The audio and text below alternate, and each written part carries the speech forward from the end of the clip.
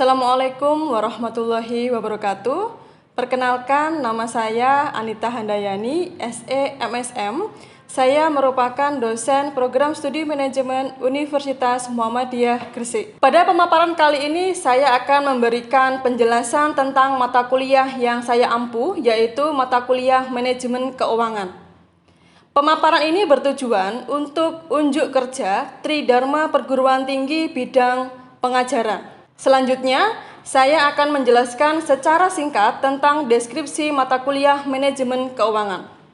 Mahasiswa yang mengambil mata kuliah manajemen keuangan diharapkan para mahasiswa nantinya mampu dalam memiliki keterampilan dan menambah keilmuan di bidang keuangan yang diharapkan bisa meningkatkan kompetensi mahasiswa dalam mengelola keuangan. Selain itu, mahasiswa yang mengambil mata kuliah manajemen keuangan akan diberikan pemaparan tentang pentingnya sikap dan perilaku sebagai seorang analis keuangan yang memiliki etika. Pendekatan yang digunakan untuk mata kuliah manajemen keuangan yang saya ampuh menggunakan DIA, Delivery, Interaction, and Assessment. Delivery atau pemberian materi yang saya gunakan di mata kuliah manajemen keuangan, saya menggunakan beberapa metode pembelajaran. Saya menggunakan metode ceramah, saya menggunakan metode komunikasi interaktif, saya menggunakan studi kasus, dan praktek manajemen keuangan. Di sini saya mengkombinasikan berbagai macam metode pembelajaran yang bertujuan untuk memudahkan mahasiswa dan mahasiswa lebih memahami tentang mata kuliah manajemen keuangan. Kemudian materi yang akan dipelajari selama 1 semester antara lain prinsip dasar manajemen keuangan, time value of money, capital budgeting, cost of capital, penilaian sekuritas, leverage and struktur modal, dan yang terakhir adalah kebijakan dividen, di mana semua mata kuliah ini akan selesai dalam 16 kali pertemuan dengan menggunakan media pembelajaran yang sudah diberikan oleh universitas, yaitu Learning Management System berupa SPADA UMG ACID dan didukung dengan media conference yaitu Zoom dan Google Meet. Kemudian untuk interaksi yang saya berikan di mata kuliah manajemen keuangan, di sini saya selalu menerapkan yang namanya student center learning, di mana pembelajaran di sini fokus kepada mahasiswa, di mana interaksi yang ada di dalam manajemen keuangan di sini bisa terlihat pada ketika proses tanya jawab antara mahasiswa dengan dosen, kemudian proses diskusi antara mahasiswa dengan mahasiswa ketika mahasiswa memaparkan tugas yang sudah diberikan sebelumnya dan kemudian ditanggapi oleh mahasiswa lain. Selain itu, untuk interaksi juga bisa di praktek manajemen keuangan di seluruh topik bab mata kuliah manajemen keuangan. Pada mata kuliah manajemen keuangan, saya berusaha untuk memberikan penilaian atau assessment secara adil kepada seluruh mahasiswa, di mana kriteria assessment yang dilakukan di mata kuliah manajemen keuangan meliputi keaktifan mahasiswa sebesar 15%, kuis 10%, tugas individu sebesar 20%, UTS 25%, dan di akhir semester akan ada ujian akhir semester dengan bobot sebesar 30%. Untuk mata kuliah manajemen keuangan ini semuanya dilakukan secara daring. Selanjutnya akan kami sajikan contoh tentang perkuliahan manajemen keuangan. Selamat menyaksikan. Memberikan tujuan pembelajaran, ya. Saya akan selalu memberikan tujuan pembelajaran. Tujuannya adalah untuk memberikan gambaran, memberikan arahan kepada teman-teman, ya, kepada teman-teman bahwasanya yang kita pelajari pada hari ini itu apa aja, ya. Yang kita pelajari pada hari ini itu apa aja? Yang pertama, itu ada konsep manajemen keuangan, kemudian ada fungsi keuangan, terus kemudian ada konsep time value of money, kemudian nanti jenis-jenis time value of money. Kemarin teman-teman saya minta untuk membaca teman-teman untuk membaca tentang future value dan membaca tentang present value. Ya, minta baca present value dan future value. Nah, kemudian ini teman-teman ya, kita langsung masuk ke topik yang pertama. Ya, sebelum saya mulai, apakah suara saya terdengar dengan jelas dan PowerPoint saya, apakah teman-teman bisa melihat dengan jelas? Iya Bu, sudah jelas Bu. Ya Bu, sudah jelas Bu. Oke, saya lanjutkan kalau begitu. Konsep dasar manajemen keuangan ya. Poin yang pertama dari tujuan pembelajaran. Bahwasannya di dalam manajemen keuangan ya, di dalam manajemen keuangan ini yang kita pelajari itu adalah ada 3. Ya, yang kita pelajari ada 3. Apa? Yang pertama yaitu tentang keputusan pendanaan. Ya. Yang pertama tentang keputusan pendanaan, kemudian yang kedua tentang keputusan investasi. Ya, yang kedua tentang keputusan investasi, dan yang ketiga itu mengenai kebijakan dividen. Saya ulangi ya, yang akan kita pelajari dalam manajemen keuangan itu adalah kita akan mempelajari tentang fungsi-fungsi keuangan. Ya, saya ulangi, kita akan mempelajari fungsi-fungsi keuangan. Fungsi-fungsi keuangan itu apa saja? Yang pertama, keputusan pendanaan. Yang kedua, keputusan investasi. Yang ketiga, itu adalah kebijakan dividen. Nah, kita mulai dari yang pertama. Ya, kita mulai dari yang pertama.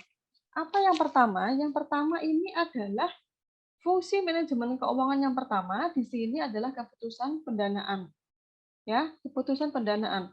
Keputusan pendanaan ini itu berkaitan dengan sumber dana. Saya ulangi ya. Keputusan pendanaan itu berkaitan dengan sumber dana. Nah, sumber dana di sini ya, sumber dana di sini itu bisa kita peroleh dari 2 alternatif. Yang pertama, sumber dana internal, 2, sumber dana eksternal. Sumber dana internal ya, sumber dana internal itu adalah yang berasal dari dalam perusahaan. Saya ulangi ya, sumber dana internal itu adalah yang berasal dari dalam perusahaan. Kemudian kalau sumber dana eksternal ya, sumber dana eksternal itu adalah sumber dana yang berasal dari eksternal perusahaan. Value. Oh, ini future value. Tapi kalau nanti sudah berhadapan dengan soal, teman-teman akan kebingungan. Ini itu kira-kira masuk present value atau ini itu masuk future value. Ya. Cara membedakannya bagaimana? Dari yang ditanyakan, ya. Dari yang ditanyakan. Kalau yang ditanyakan seperti ini, berapakah nilai uang Rosida Izati saat ini? Ya. Berapakah nilai uang Rosida Izati saat ini? Itu pasti perhitungannya menggunakan present value. Tapi kalau pertanyaannya, berapakah nilai Rosida Izati di masa yang akan datang, itu pasti dia diselesaikan dengan future value. Gimana? Hitung-hitungannya gampang? Kegampangan seru apa kurang angel? Manajemen keuangan itu seru ya. Manajemen keuangan itu seru dan simpel dan cukup pakai logika. Oke, ada yang tanyakan silahkan. Ada yang tanyakan silahkan.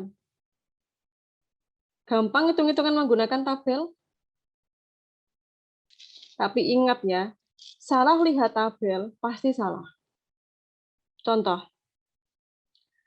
present value dan future value. Tapi yang buat dulu tabelnya future value dan present value yang ada annuity-nya. Ini juga salah.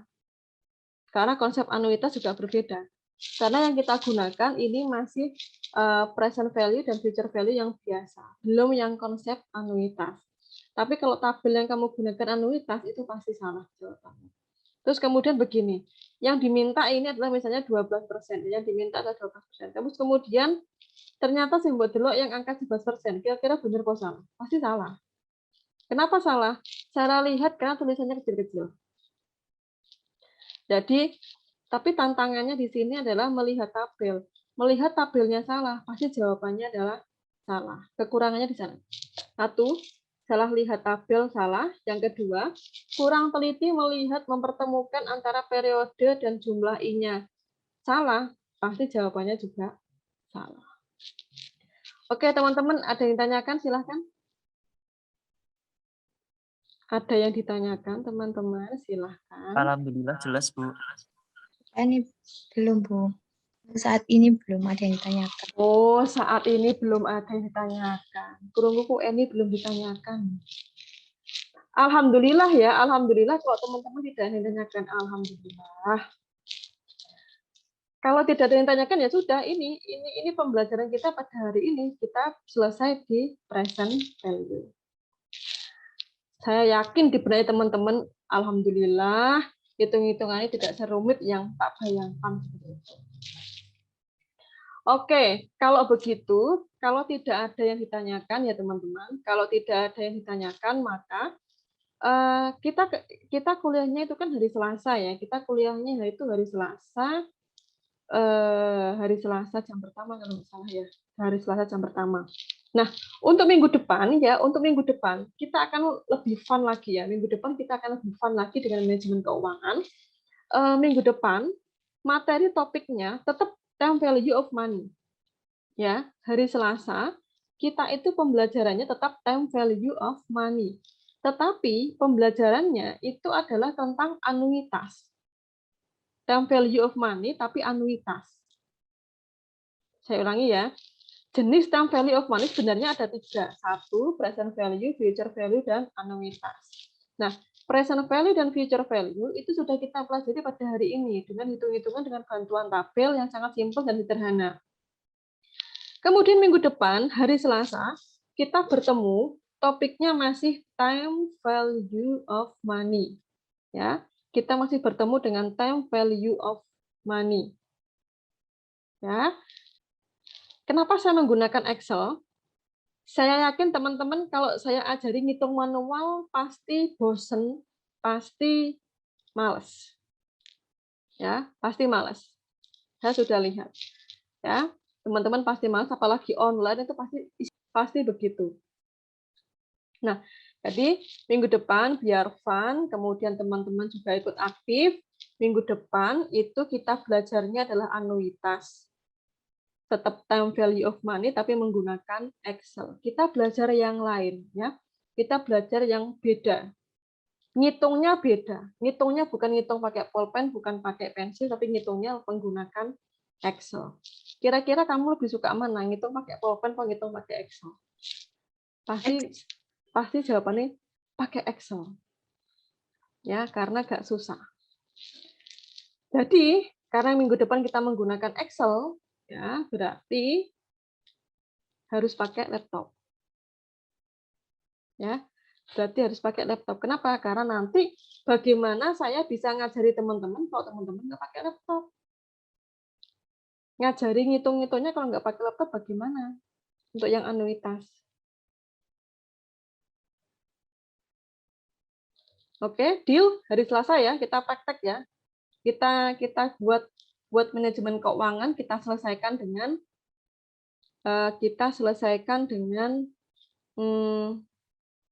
Excel. Daripada kita hitung manual, pasti teman-teman capek. Lebih baik kita hitung menggunakan Excel. Oke, ada yang ditanyakan? Atau cukup jelas? Atau sangat jelas hari ini? Ya, Bu. Cukup jelas. Cukup jelas Cukup ya? jelas, Bu. Cukup jelas ya. Oke, kalau begitu sebelum saya akhiri, saya absen dulu. Saya urut dari Magelang dulu ya. Erna Nilawati. Kalau sudah dipilih PMT, kita pilih oke. Nah, tampilannya seperti ini.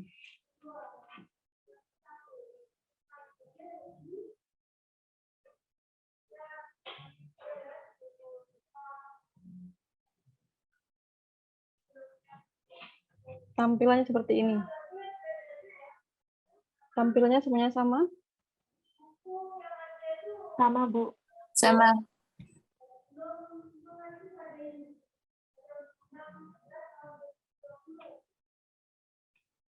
Oke, ada yang belum mungkin?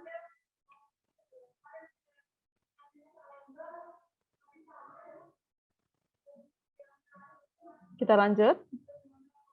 Ayo, kalau teman-teman ada kendala bilang ya, kalau ada kendala bilang.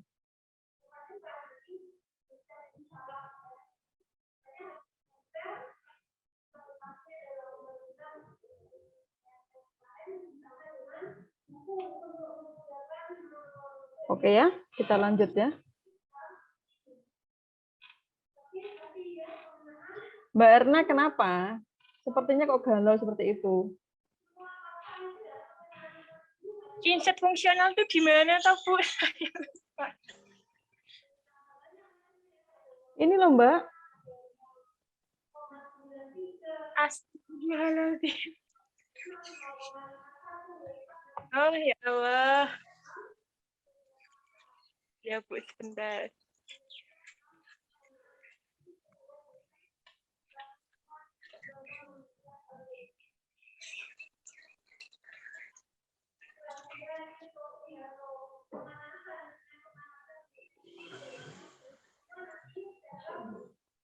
Waalaikumsalam. Ayo, sudah semuanya? Oke, kita langsung masuk di sini ya. Coba teman-teman lihat di sini ya. Teman-teman lihat di sini. Di sini ada read, ya. Di sini ada read. Kemudian di sini ada n per. Kemudian di sini ada, karena ini kita angsuran ya. Kalau angsuran kan pasti present value. Kemudian di sini ada type, ya. Di setiap ini kalau diklik ya, ini ada keterangannya, ada penjelasannya. Misal, ketika kursor ya, ketika kursor kita arahkan di read, maka di sini akan timbul penjelasan, ya, akan timbul penjelasan. Kemudian ketika di sini ada kita klik enter di sini, maka di sini akan muncul penjelasan, ya. Klik PV-nya, di sini ada penjelasan. Oh, penjelasannya PV di sini apa sih, gitu ya? Di sini ada. Kemudian di sini ada type, ya, ada type, tipe ya. This is a logical value payment at the beginning of the period. Kita kode 1. Payment at the end of the period. Kita kasih kode 0. Oke, kita langsung masuk. Saya ulangi ya, tidak ada yang manual ya, tidak ada yang manual. Kita langsung semuanya menggunakan cell. Cell di Excel, tidak ada yang diketik manual. Saya ulangi, tidak ada yang diketik manual, tidak ada yang diketik manual, semuanya menggunakan cell di Excel. Oke, rate ya. Rate ini tidak cukup, kita masukkan. Nah, ya, kita masukkan. Maka ketika kita memasukkan sel ya, ketika kita memasukkan sel, maka dia di sini langsung membaca H8 0,015. Kalau dijadikan persentase kan 1,5%. Oke ya. H8 kalau 0,015 ini adalah 15%. Oke. Kemudian yang kedua, masuk ke enter. Ya. Kursornya diarahkan ke enter. Ya. Kursor diarahkan di enter, kemudian klik yang 120. Nah, dia di sini langsung membaca ya. Dia di sini langsung membaca 120. Kemudian arahkan kursor di PV ya. Arahkan kursor di PV, kita klik ini.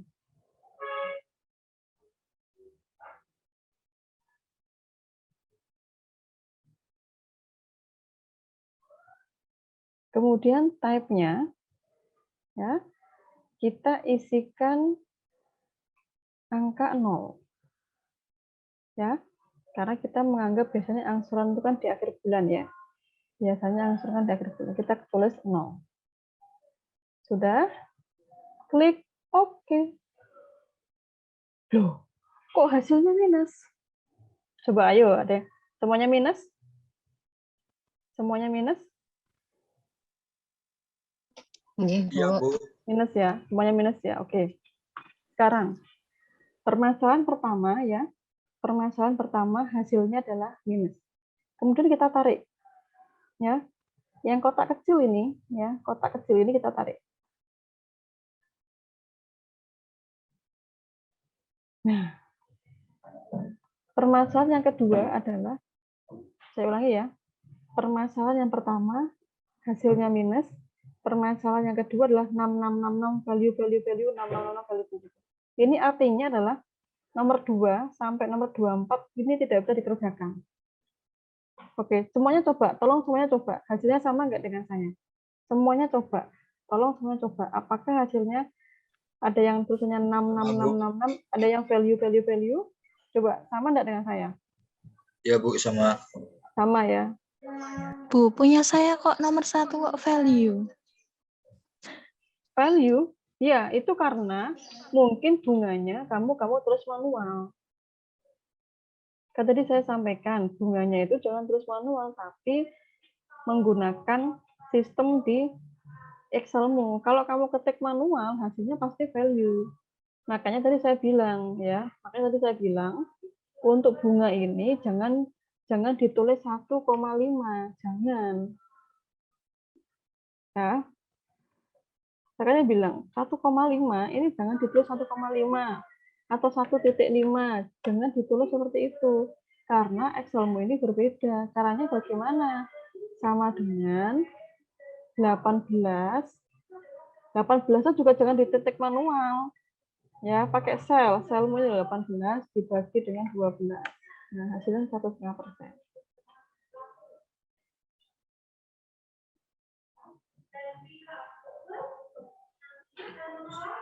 Oke, terus kemudian bagaimana kalau begini solusinya? Ya, kalau muncul minus 666 di sini bagaimana solusinya? Oke, kursor kita arahkan di sini. Ya, kita arahkan di sini.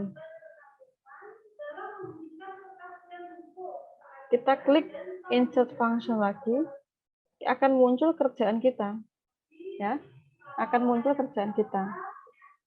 Ayo, semuanya. Tampilnya sama enggak dengan ini?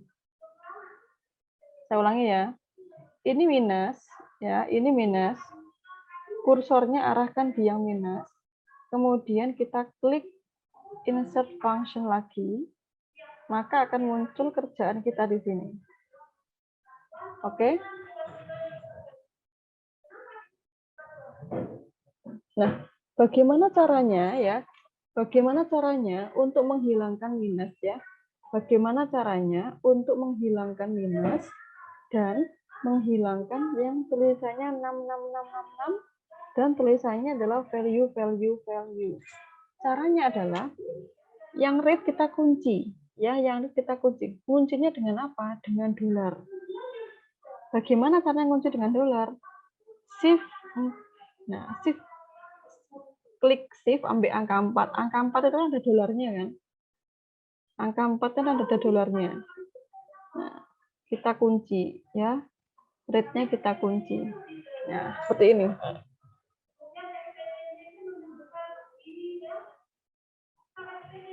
Ya. Saya save sama 4 bisa, Bu. Kenapa? Saya klik shift sama 4 nggak bisa. Kenapa nggak bisa? Mungkin beda apa ya, Bu ya? Beda itu enggak. Dolar keyboardmu itu yang dolar itu adanya di angka berapa? di 4. Di 4. Ya shift 4. Shift 4. Nggak bisa bunyi, Bu. Nah, itu yang saya belum temu jawabannya kalau itu ya. Kalau F4, Oh ya, bentar Bu, saya coba Bu. klik, bukan nggak usah shift ya, langsung F4. F4.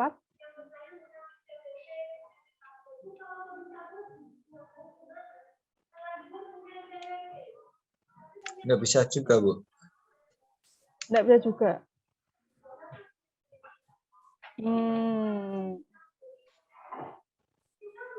Kalau itu saya belum punya solusinya, Mas ya. Kalau memunculkan dolarnya ada di tempatmu itu, saya belum punya solusinya untuk itu. Biasanya itu munculnya di F4, diklik Jadi ada dua, bisa dipencet F4 langsung atau bisa dengan shift dan angka 4 karena angka dolar itu letaknya ada di angka 4. Atau mungkin yang lain punya solusi. Makasih ya, Bu. Ya, sama-sama.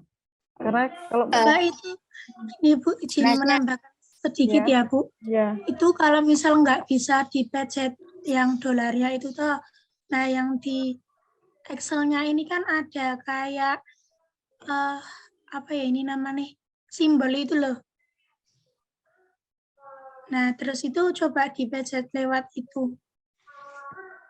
Misal keyboardnya nggak bisa ditekan gitu loh.